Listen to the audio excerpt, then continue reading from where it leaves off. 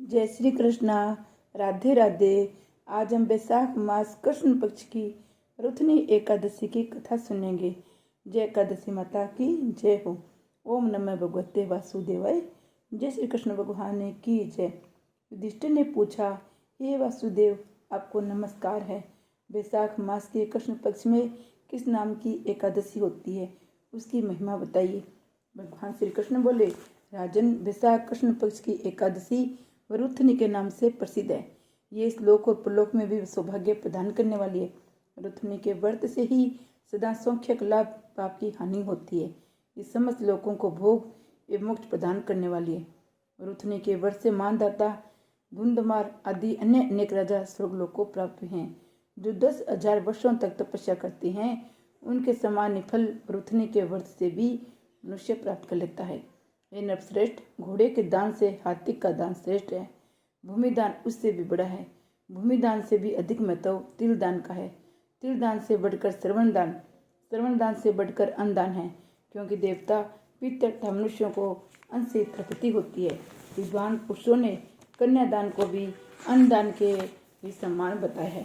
कन्यादान के तुल्य धेनु का दान है। ये साक्षात भगवान का कथन है। ऊपर बताए हुए सब दानों से बड़ा विद्यादान है। मनुष्य वृथनी एकादशी का व्रत करके विद्यादान का भी फल प्राप्त कर लेता है। जो लोग पाप से मोहित होकर कन्या के धन से जीविका चलाती हैं, वे पुण्य का क्षय होने पर यातनामय नरक में जाती हैं। अतः सर्वथा प्रयत्न करके कन्या के धन से बचना चाहिए। उसे अपने काम में नहीं लाना चाहिए।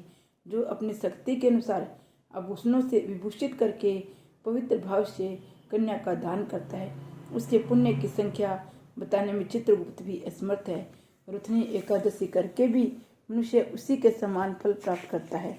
व्रत करने वाला वैष्णव पुरुष दशमी तिथि को कांस, उर्द, मसूर, चना, कोंदो, साग, मधु, दूसरे का अन्न, 2 बार भोजन तथा मैथुन, इन 10 वस्तुओं का परित्याग कर दे। एकादशी को जुआ खेलना, नींद लेना, पान खाना, दांतुन करना, दूसरे की निंदा करना, चुगली खाना, चोरी, हिंसा, मैथुन, क्रोध तथा असत्य भाषण, इन 11 बातों को त्याग दे। द्वादशी को कांस, उर्द, श्राव, मधु, तेल, पतितों से वार्तालाप, व्यायाम, प्रदेश गमन, 2 बार भोजन, मैथुन, बैल की पीठ पर सवारी, मसूर, इन 12 वस्तुओं का त्याग करे। राजन, इस विधि से रुथनी एकादशी की जाती है।